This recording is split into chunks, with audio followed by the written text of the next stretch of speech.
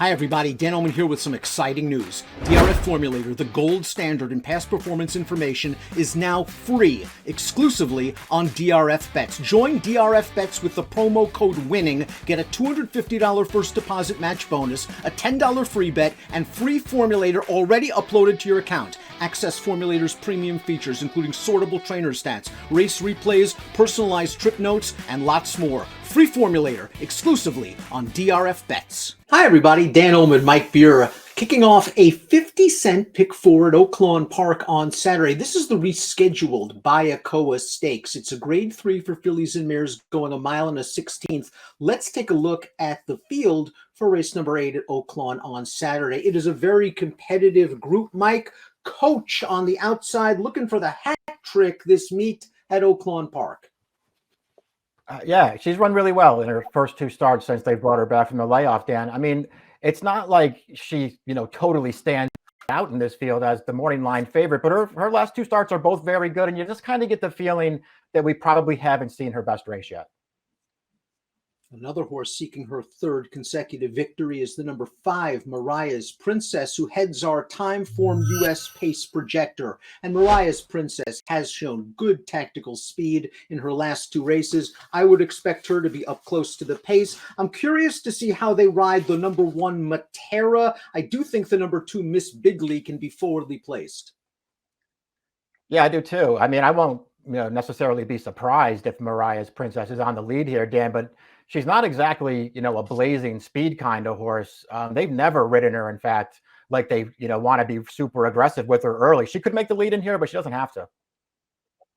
Matera, the number 1 multiple stakes winner already for trainer Brad Cox. 2 starts back in a tough edition of the grade 3 Locust Grove. She was in against She Dares the Devil that day, and she's kind of in behind horses a little bit, turning into the stretch, split him, and ran okay. Last time out in the Chaluki, she was up close to a fast pace. She eventually got up for 2nd, but Obligatory got the pace she needed, and she ran down Matera. That's true. I mean, certainly I could look at either of her last 2 starts and say, she ran pretty well. She didn't win either time, but she ran well with some excuses, and they're the 2 best races she's run. I think those things are all true. I'm not someone who likes any one of her prior 4 wins. I didn't think she ran particularly well in any of those races, but maybe she's just a better horse now. I don't really want the 3-1 on her, Dan, but her last 2 races are both pretty good.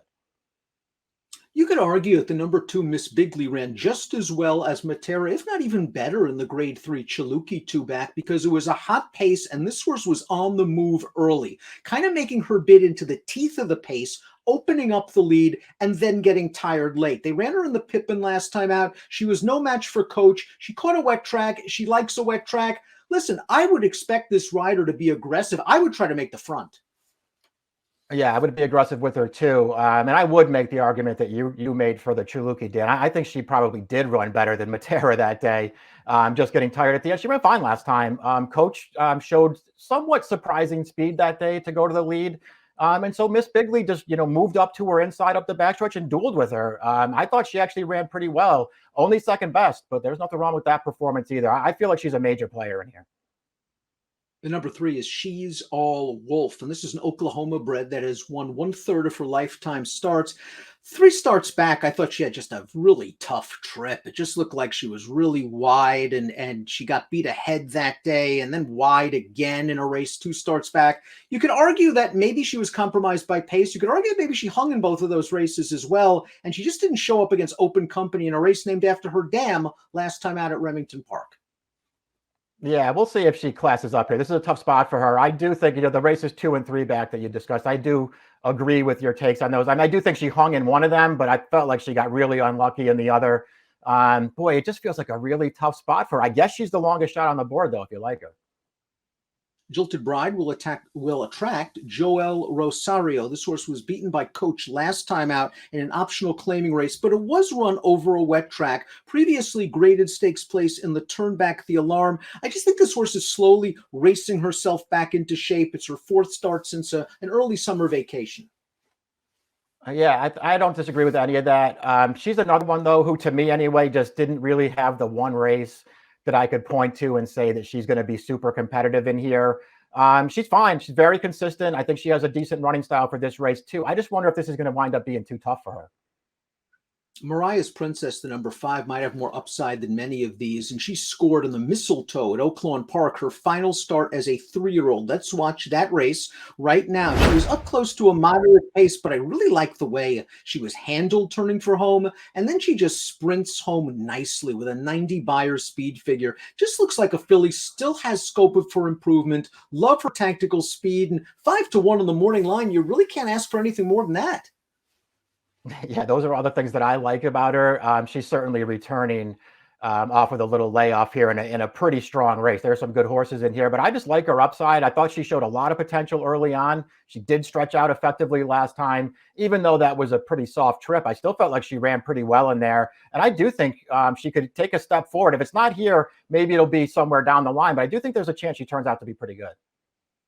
We're going to find out a lot more about the 6 Queen Goddess, who began her career on turf and was forced to the dirt in her most recent start. It was the American Oaks, washed off the grass, and she's a Grade 1 winner. We'll put an asterisk next to it. It is an off-turf race. She was able to get to the front in here, and she took them all the way, and the race came back very, very fast, Mike. Now she gets the acid test against older horses. Yeah, I'm just going to need to see her confirm that this was a 95 Beyer. Just, loping along on the lead, unchallenged in this race with a bunch of turf horses chasing her. She looked good winning it. I'm a little skeptical of that figure. I want to see her run that back against a much stronger field, and this is a much stronger field. But listen, maybe she just turns out to be a really good horse. She was good on turf, and maybe she's just as good on dirt.